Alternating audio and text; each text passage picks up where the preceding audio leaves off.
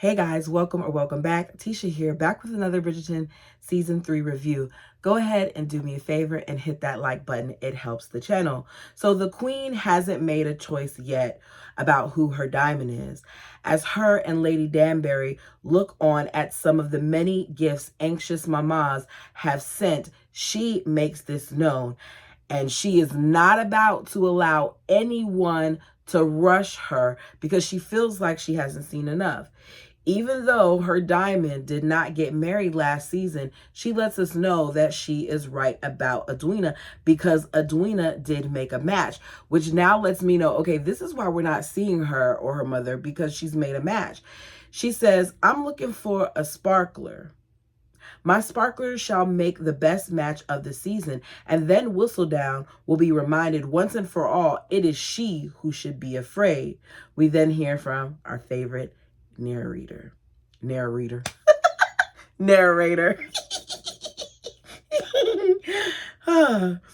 Gentle reader, it is said that fools rush to judge. Years ago, Ms. Henderson, once thought to be on the shelf, triumphed over many a Deb to marry Earl Fraser. Miss Dunham had been doomed to spinsterhood until she married Baron. What is this? Baron Ely. And Mrs. Katina Sharma, at the right age of 26, still managed to capture the heart of none other than the Viscount Bridgerton. As we hear this narration, we see Penelope looking at herself in the looking glass, which is what we call a mirror, and she is being told by her ladymaid that she's glad that her mom allowed her to keep her new dresses because a looking glass doesn't lie, meaning what this maid sees reflected is beautiful. The truth is that which some dismiss as common rock, time reveals to be precious stone, a fact the new Baron of Kent and his family are learning this very week. To me, this can be seen as a reference not just to Penelope, but to Will and his family as well. Because at this point, Penelope has spent a good portion of her life unnoticed, and sometimes so have Will and his family, because they were seen as common. They have went from being servers to now being served and put in a place where they hold, or should I say, their son holds a title. So we see them and they're being shown the house. All of the rooms of the house they're told upstairs you will find your library as well as the music room. The private room is and the drawing room are there. Your writing room is here and the study is here, and so on and so forth. So clearly there are a lot of rooms. Not only are they finding out about the rules, but they are finding out about the rules for themselves. One of which is that they are to reside in different rooms. There is no one that works for me. No way that would tell me that I can't sleep in the same room as my partner. But they agree to follow the rules for now because they're trying to make sure that they fit in. Lady Whistledown continues. At other times, what appeared to be priceless under pressure shatters like glass.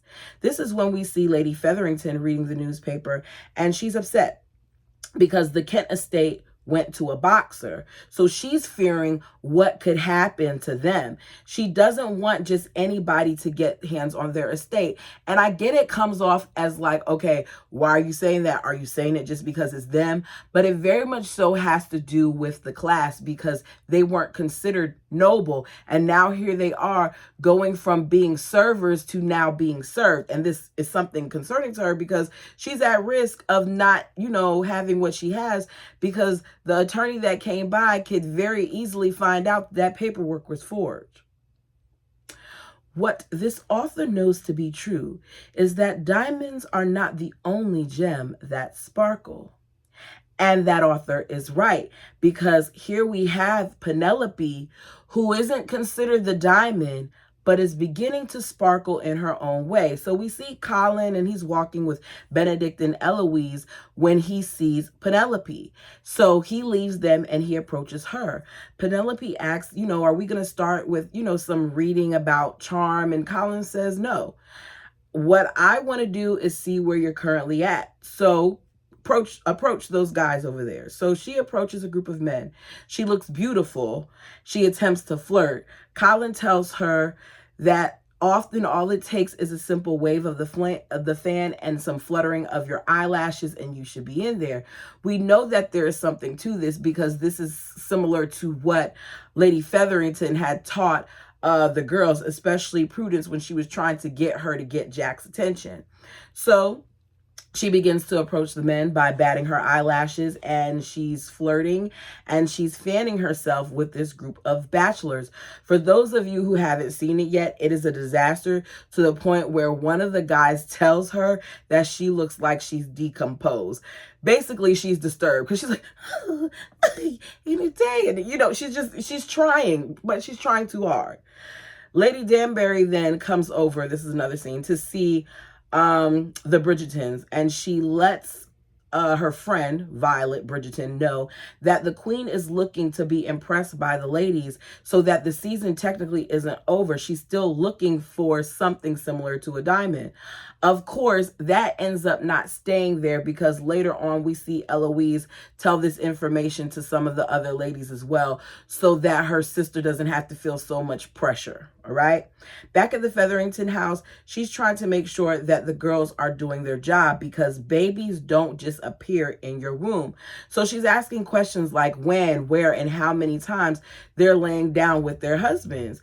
She ends up finding out that Prudence only had marital relations once, which was on her wedding night, because she didn't really care for it. She doesn't want to flatten her hair, and she rather go out to town and show off her husband rather than being in the bed. Whereas Philippa thinks that they do it all the time.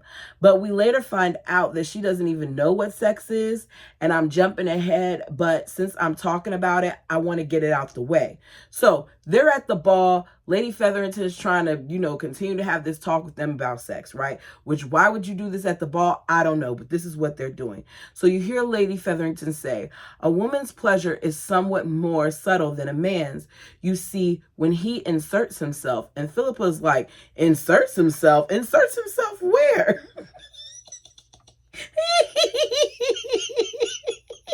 Y'all, I laugh so much because her facial expression was dead on, and Lady Featherington's response was right too. She's like, what on earth do you and Mr. Finch do? So Philippa says, we kiss, and then he makes an odd sound, and then he goes to change his breeches. So Lady Featherington is like, wait a second, when he's making this odd sound, his breeches remain on? And Philippa's like, of course. So Lady Featherington is like, why must I be punished over and over? And I'm like, okay, so this is Lady Featherington's problem, because much like what happened with Daphne's season, she wasn't told by her mama what happens on the marital night. Like, y'all gotta inform your girls and your young men what happens. Allow people to know what goes on between different genders. The fact that this isn't something that's known back then is crazy, okay? Anyways, back to this. So her girls may not know what sex is, but apparently it's clear that Colin does, because we see Colin laying in a bed and he's accompanied by two other women, which lets us know that he had a threesome. Now, at the time, I don't know why we needed to see that scene. Maybe it's to allow us to see another side of Colin, because at that point in my mind, I personally thought that Colin was just a little saint, that there's no way that he would be doing activities that I would think that his brother used to do, or even Benedict would do. So it's the next day, or not the next day, later that day, and he and Penelope meet up at their previously scheduled destination. So Penelope is sure that at this point, Colin is going to stop the lesson because of how badly she fumbled the previous day. She feels like she's a lost cause, but Colin doesn't think that that's true. He says he just wanted to see what he was working with before they got started with the lessons. And he knows that she can be charming, because he's seen it. And I said, oh, really? Tell us more. So he says, do you remember when we first met? I was riding my horse, minding my own business when I was assaulted. Penelope begins to laugh, and we find out her yellow bonnet flew into his face, knocked him off his horse. As a result, he landed in a puddle of mud. She continues to laugh at the memory, but this to me just shows how long she's liked him.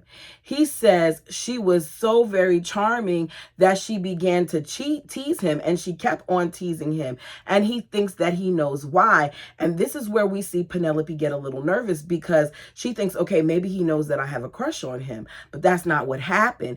He says it's because we were kids. I think it shows a lot that he remembers this. I'm sure that this was so sweet to her, but it also reminded her that even now they're still kind of in the same place where she likes him and he seems not to like her. And this is when I realized, okay, he left his threesome in order to see her. So rather than him being with those girls, despite how she fumbled the previous day, he made sure that he was there for her for this moment, meaning that he left for Penelope. So he obviously cares about Penelope. He thinks Penelope's problem is that she's worried too much about what others think.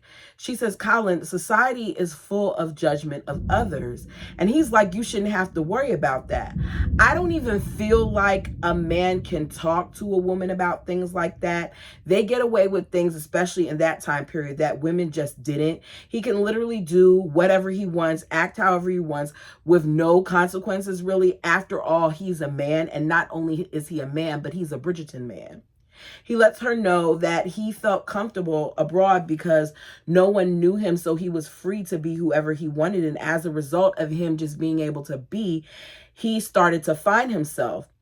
The person that we see now, I still think at some points has not completely found themselves. I feel like Colin is still trying to be an image. What image that is, I don't know. But the truest picture of Colin that we get to me is when he's with her. So they continue to walk and talk. And he asks, why is it that you want a husband? And she says, so that I may have my freedom, so I may be comfortable in the world. That is so weird that she associates freedom with marriage. Why do you have to be married in order to experience freedom? He then asks her where she felt the most comfortable, because he wants her to practice in a place where she can get out of her head and just be. And we find out that the place where she felt the most comfortable out of all the places in the world is the Bridgerton house. And I says that says a lot. She says, on Sundays, I used to love coming over and having teas there, because that was a place where Penelope could be herself, where she was unchaperoned. But we know that that can't happen right now. He apologizes about whatever happened between her and Eloise and asks her what happened. And she tells him she should go before they get noticed. And I think a part of her sometimes wants to tell him, but she knows that it can be damaging, especially because there are times where throughout the show he lets it be known that if he finds out who Lady Whistledown is, he's gonna do some damage. It's a new day. Alice, who's Will's wife, decides to pay a visit to Madame Delacroix. She lets her know that she has admired her shop from a distance for many years, which means that in the past, she could not afford to purchase anything from there, because if you admired it, why haven't you been inside? Why haven't you looked at anything? So she's having a full moment, because now here she is, and the same woman whose fashion she's admired is now altering her dress. But despite her inheritance and her status and the new estate that they have, she does not want Madame Delacroix to make her anything. She does not want to flaunt the money. She just wants her to make alterations so that the clothing fits her. And the clothing looks dated. Like, I was like, oh, this is what we're putting on. Back at the Bridgerton's house, Colin has invited Penelope over. He wants her to practice her lessons with him in the drawing room, because that's one of the places that she said she felt most comfortable. So they pretend that they are at the ball, and he runs down all the imaginary things that are happening. He tells her to flirt with a handsome suitor, But she's nervous because she knows what she wants to say. And then she says, but she finds herself saying the wrong thing. So he's like, don't worry about how I receive it. It's me. Just say it. And Penelope proceeds to take flirting to another level because Penelope looks up at him and there is a height difference. And she's looking up at him, all the eye contact in the world. And she says, your eyes are the most remarkable shade of blue. Yet somehow they shine even brighter when you are kind. And Colin is standing there like, oh, wait a second here. He gets so choked up that he takes a swig, not like how I'm about to take a sip. He takes a swig of whatever drink was in that glass.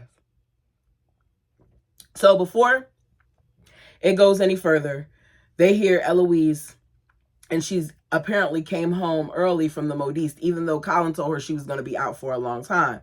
So Colin doesn't know why they fell out, but he knows that it's not going to be a good idea for them to see one another.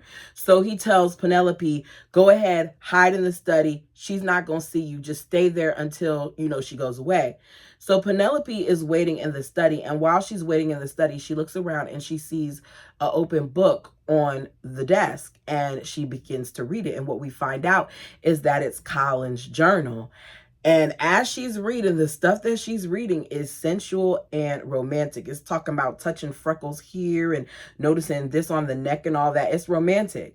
Colin walks in and he's bothered because he knows that she just read his writing. So Penelope is flustered as she puts the book down. She's breathing all hard. It's something about these people and the way that they breathe. Like, they make sure you can hear them breathing in that mic. She has the Bridgerton breathing thing going on. The way that they breathe when they're enjoying themselves. And they argue over his, him feeling like she invaded his privacy. And as they're arguing, Colin ends up knocking down the candle and breaks the glass. And I'm like, oh, Lord, Eloise is about to come in there. But that's not what happened.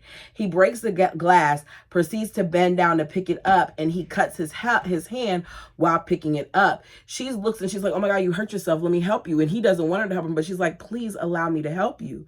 So she takes out a bandage. I don't know where this white bandage thing came from, but she grabs it and she gently places it in the palm of his hand and wraps. Mind you, she's down, crouched down like him, and they're staring while she does it. It's an interesting moment because he knows that she's seen some of what he's written, and he tells her what he wrote wasn't meant for everyone to see. She's barely looking at him, but she says, it's good.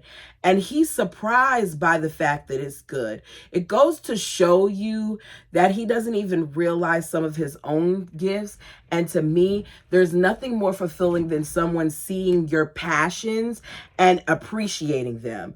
So he is noticing things about her that he hasn't noticed before. So Penelope, after that, ends up leaving.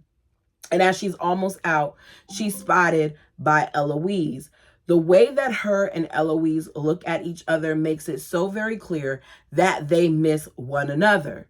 So later we see Colin and Eloise in the carriage and they're on their way to this evening's ball, and she looks annoyed. So Colin's like, okay, you look troubled. What's wrong? And she tells him Penelope was at the house. He tells her he's sorry and asks if you want me to cast her out. Other words, do I need to stay away from her because you're bothered by the fact that I'm interacting with her? And she's like, no, I don't want her friendless. She deserves a friend.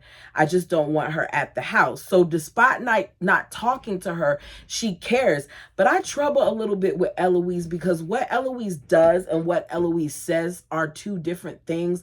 And we'll talk about it a little bit further. So Colin is still trying to figure out why they aren't friends anymore. Like what she could have did that was so badly that they're not speaking, especially since now she's hanging out with Cressida.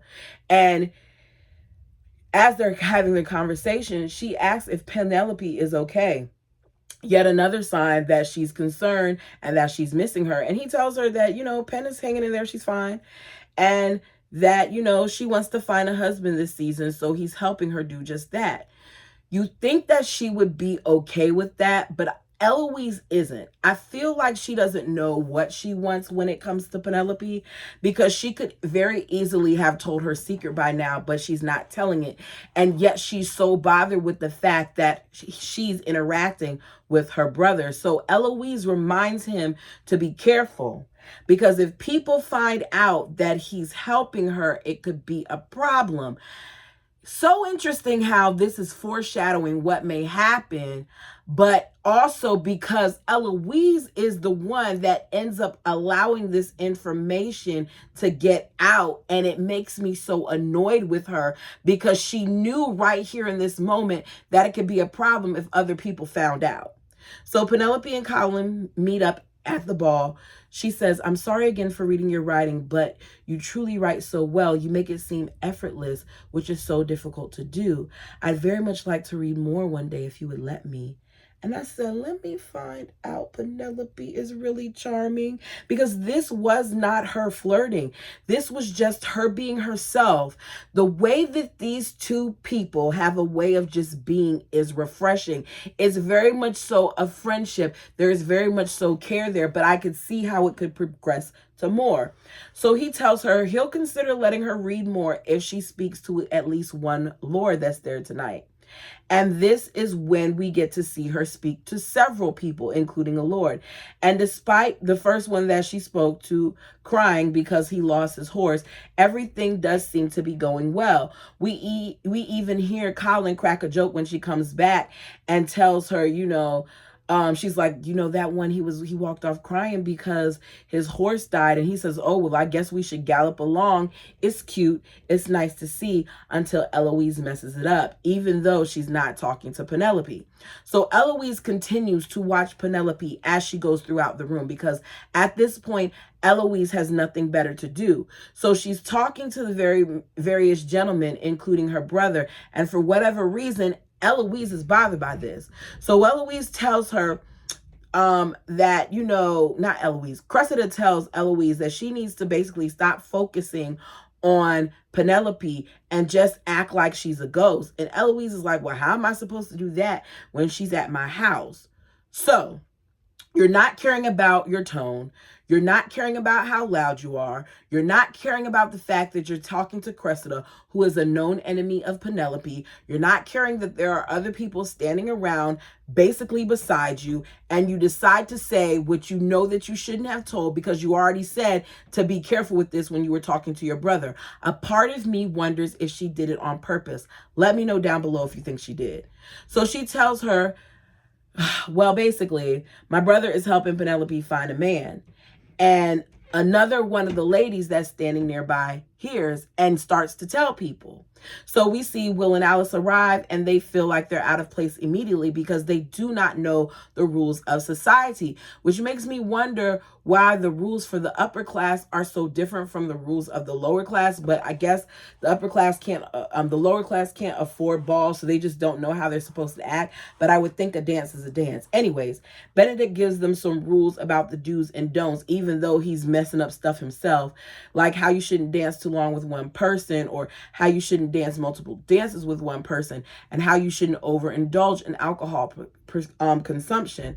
But then says something to me that makes me look at things a little bit differently and realize that Benedict, even though sometimes he comes off as crazy, he knows what he's talking about. And Will and Alice listen to him as well. So he tells them not to worry about the rules, because unlike the others who these rules were intended for, it doesn't apply to you.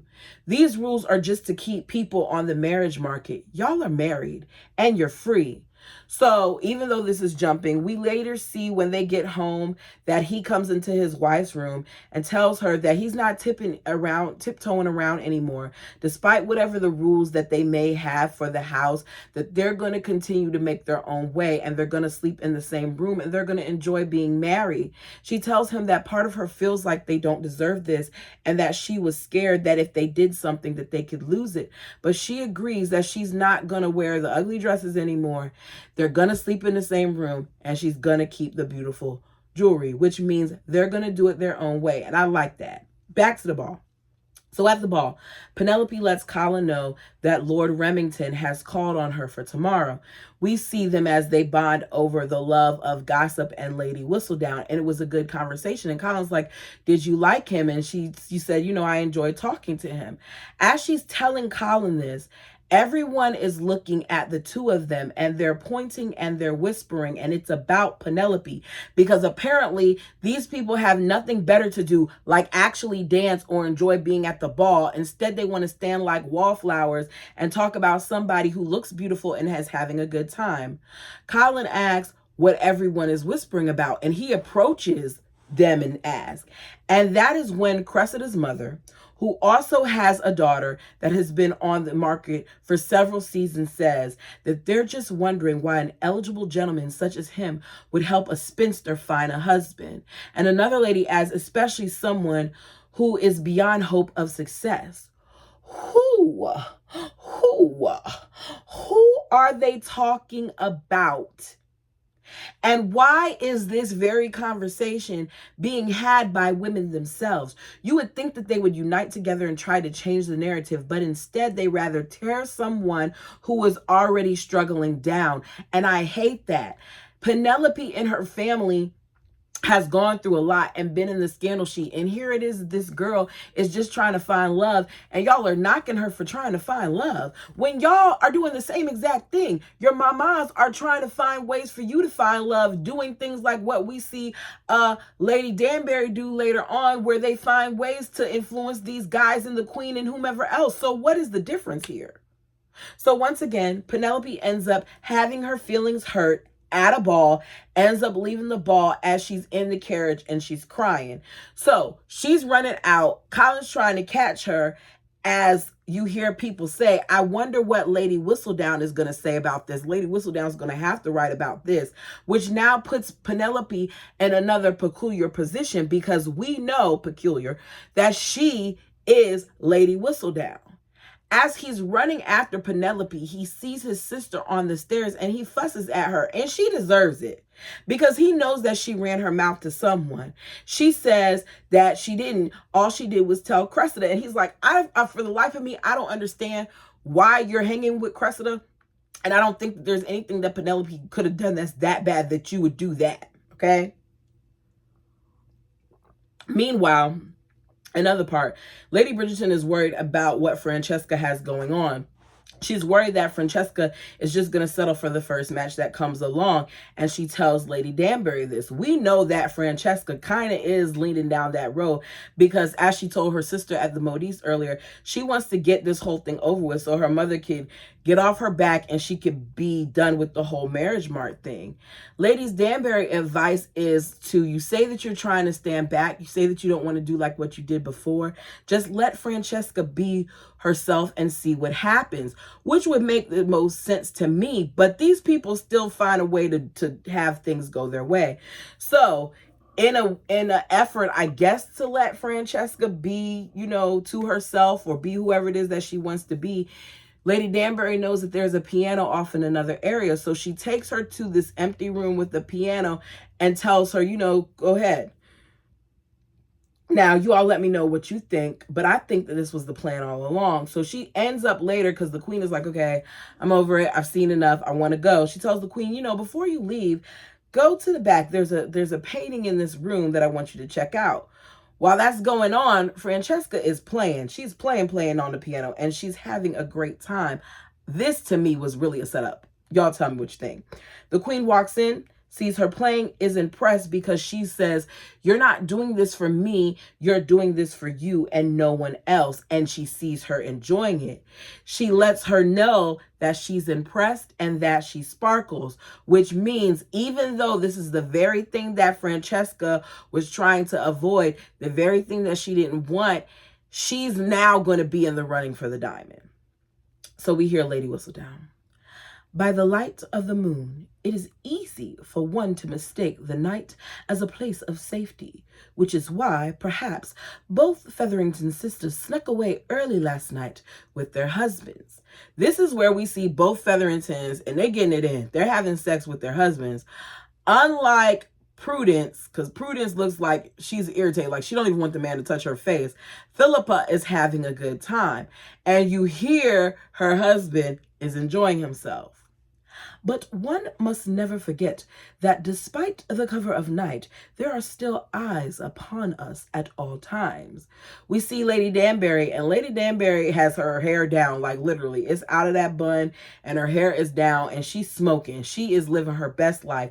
When she gets a knock at the door, it's one of the footmen, and you hear her look at it. You see her open up the envelope. She looks at it, and she says, please alert Mrs. Welsh that we will be having a visitor. We don't know who that visitor is. We know there is one young lady who most certainly wishes her plans had remained in the dark. I said, okay, Penelope is no fool.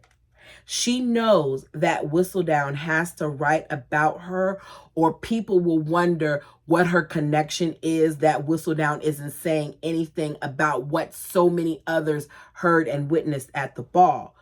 You hear Penelope Featherington, who was so certain that she would not find a husband on her own, that she had to enlist the help of Mr. Colin Bridgerton. And while we knew Ms. Featherington's marital prospects were slim at best, this recent scandal will certainly make any further hopes disappear. I said, wow. Penelope really went in on herself. So Eloise is reading the paper, and Cressida approaches, and she begins to ask Cressida if this is what she wants. And she's fussing at her because she feels like she told people what she said, but Cressida isn't the one who did. And Cressida puts Eloise in her place and tells her, I didn't tell your secret. You're the one who told me the story. And when you did it, you were very indiscreet about it. Perhaps if you were more decided about your former friendship, then maybe you wouldn't feel the need to gossip. And I can't believe it, y'all, but in this moment, I liked Cressida. In this moment, because Cressida is right. That's supposed to be someone that you love. Why would you be willing to say anything negative about her to anyone?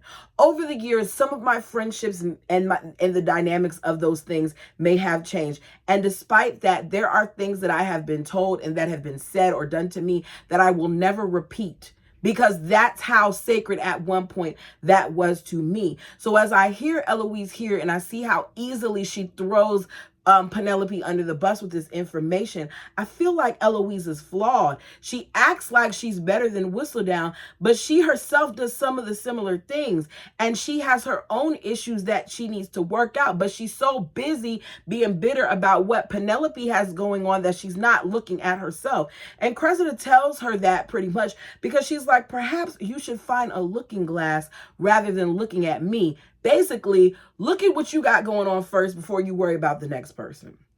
Back at the Featherington house, Lady Featherington is bothered by the fact that Penelope has now put them in yet another scandal. And despite her supposedly loving her children, there's a way that she talks to them sometimes that I do not like. It would kind of be what many would describe now as tough love, but the way she does it comes across as very hurtful to me. Oh, Penelope, how could you be this reckless? This family has already endured so much public scrutiny, and now this? Penelope says, I know it was foolish of me to ask. Lady Featherington says, no, what is foolish is being unreasonable about what you can achieve. I thought when you bought those dresses, it was only for your amusement. Now, not that you earnestly believe that you might find a husband in your third year out. Just putting her down time and time and time again. And then you wonder why Penelope thinks that she has to resort to certain things and be somebody else after you continue to verbally attack her. Then after this, because I guess she realizes what she did, her face seems to show that she may have been a little too harsh on her daughter, and that she sees that her daughter is clearly hurting. I don't know, maybe it was her sitting in the windowsill looking like she lost her best friend, or that she was gonna, bleed out. But she then does and says something, I guess, in the only way that she knows how to comfort her. And she says, a life unmarried is not all bad. Trust me. Men can often cause much more trouble than they are worth. And I said, I really struggle with Lady Featherington, because there are times where I feel like she really loves her daughters, and then there are times where she comes across as really cruel. It's the polar opposite than of what we see with Lady Violet. Back to Whistledown. This author would not be surprised if Miss Featherington should wish to return to her familiar shadows once and for all. And this is when Penelope gets a visitor, and I'm completely locked in because the lighting is so beautiful. Penelope looks gorgeous. Penelope is escorted to the gate of the garden where Colin is standing. Let me add it once again, it is nighttime. Penelope is looking at him like, she's surprised to see him as well as she's a little embarrassed. But as I said, she looks so beautiful. She looks a little bit angelic to me, a little bit, I don't want to call her a child, but you can see her innocence in that moment. We find out that Colin bribed her lady's maid because he wanted to get some privacy with her. Colin is really risking a lot for someone who is just a friend. He could have easily had this conversation with her during the day or found another way to do it, but yet here he is at nighttime and he's seeing her, which makes me wonder if he was really thinking, because that same lady's maid could then go and tell everybody like, ooh, Colin came over to see Penelope last night, but we'll see. He tells her, I had to see how you are. And she is not okay. She has lost all hope. She doesn't believe it will ever happen for her. This is the most defeated that I think that I've seen her. Penelope says, in truth, I brought this on myself. A sad, stupid girl who believes she might possibly have a chance at love. He says, you must not say much things, because he does not like to hear Penelope speak like this about herself, because he cares about her. You hear Lady Whistledown? Perhaps a return to the shadows is for the best. After all, a small taste of the light can lead to the most dangerous of emotions, hope. And once hope is lost, a lady may become reckless. Next thing we know, Penelope asks Colin for a favor. And I know that this may be seen as reckless, but I don't think that it's reckless. It's rather direct, kind of the way that he told her to be when it came to these male suitors she was interested in. So Penelope says, would you kiss me? And he's like, Penelope? She said, it would not have to mean anything, and I would never expect anything from you because of it, but I am nearly on the shelf, and I've never been kissed, and I am not certain I ever will be. I could die tomorrow. He says, you are not going to die tomorrow. She says, but I could, and it would kill me. He says, but you'd be dead already. Once again, everything about this moment is good. These actors are delivering. Penelope looks defeated and she sounds desperate, but not in a way that says that she'll settle for anyone or anything, but in a way that shows just how much she desired to find a love match for herself, desired to be married, desired to be completely fulfilled. All she wanted to be, really, to me, was loved. She says, I do not wish to die without ever having been kissed. Please, Colin. And as she's saying that, she's breathing. She's standing there. She's breathing. The music is already playing. It's playing and playing and playing and playing. And then they kiss. And it is a soft and a sweet and a gentle kiss. Everything that a young lady would probably want her first kiss to look like. It's first a peck, then there's a passionate kiss that follows. Look at the thumbnail of this video. I picked it for a reason. As you see, Penelope is looking at him and he's linked in looking at Hannah. That is the beginning of the kiss, okay? Right before he kisses her. So she kisses him like that and he kisses her like that. And then she pulls away because he's still leaning in. She pulls away and she says, thank you. And she runs off. Meanwhile, he's standing there like, what have I done? Because it seems like, even though they said this was just going to be a friend thing, that this kiss meant a little more to him, that he felt something different. He's finally seeing her, and seeing him see her is a sight to see. Oh, you like how I did that right there? Yeah, like I did that right there. I really enjoyed this episode because I feel like so much is going on. Y'all let me know what you think about Eloise. Seriously, because Eloise is getting on my nerves. Each episode, I find myself being more and more irritated with her because it's obvious that in one breath you're saying that you want Penelope to be okay, but in another you're doing things that could further damage her. Also, what do we think about Penelope talking about herself in the scandal sheet. I think it was brave, and I think it's going to shift some things. But you all, let me know down below what you think. Until next time.